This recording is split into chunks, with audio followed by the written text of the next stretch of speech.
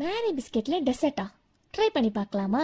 First whipping கிரீம்ல 1 spoon வெண்ணிலா extract போட்டு நல்லாவே mix பண்ணி எடுத்து வச்சுக்கிறேன் நான். அப்புறம் ஒரு சின்ன பவுல்ல கொஞ்சமா மில்க் சேர்த்துட்டு 3 ஸ்பூன் காஃபி பவுடரும் சேர்த்துக்கிறேன் நான் இன்னைக்கு வந்து நெஸ்கேஃபே தான் யூஸ் பண்ணியிருக்கேன்.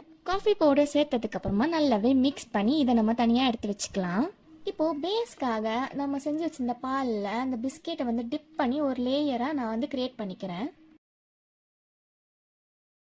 இப்போ நான் ஃபர்ஸ்ட் லேயருக்காக சாக்லேட் சிரப் தான் நான் ஸ்ப்ரெட் பண்ணிக்க போகிறேன். இப்போ அகைன் செகண்ட் லேயர் பேஸ்க்காக நான் பிஸ்கெட்டை வந்து டிப் பண்ணி வச்சுக்கிறேன்.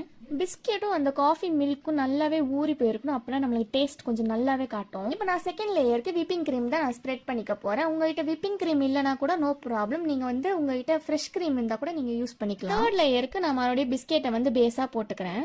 இப்போ நான் வந்து ஒயிட் சாக்லேட் வந்து ஸ்ப்ரெட் பண்ணிக்கிறேன். உங்கள்கிட்ட ஒயிட் சாக்லேட் இல்லைனா நீங்கள் வந்து கண்டென்ஸ்டு மில்க் இருக்கும் இல்லையா, அமுலில் மிட்டாய் சம்திங் எதுவும் இருக்கும் இல்லையா, அதை வந்து நீங்கள் ஒரு தேர்ட் லேயராக வந்து நீங்கள் ஆட் பண்ணிக்கோங்க.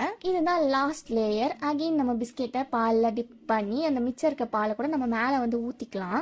இப்போ டாப் லேயர் ஃபைனல் லேயர் நம்ம விப்பிங் க்ரீமை வந்து மேலே வந்து டாப் போர்ஷனில் வந்து ஸ்ப்ரெட் பண்ணிக்கிறேன் நான்.